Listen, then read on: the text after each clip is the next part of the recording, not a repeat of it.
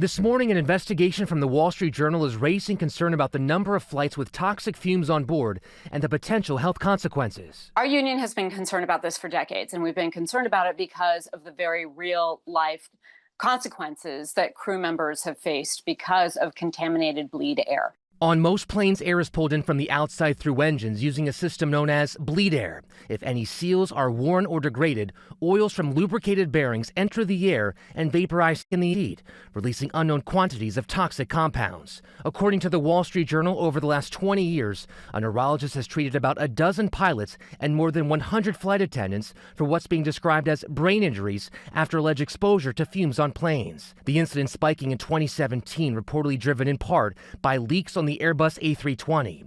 The Journal, citing internal documents, reports Airbus loosened maintenance rules after suspected fume events to get planes back in the air.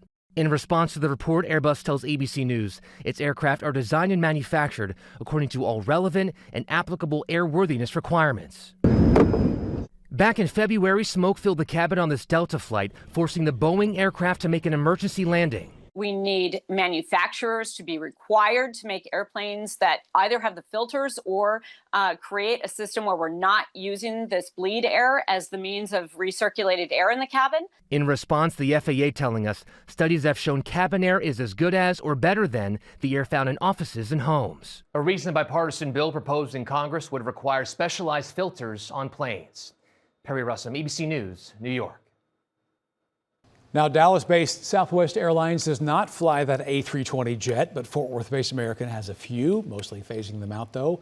We did reach out to the airline and American's unions for comment. We've not yet heard back.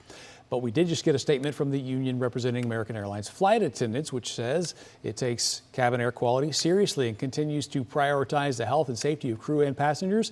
We strongly encourage flight attendants to submit all necessary reports as well as OSHA complaints immediately.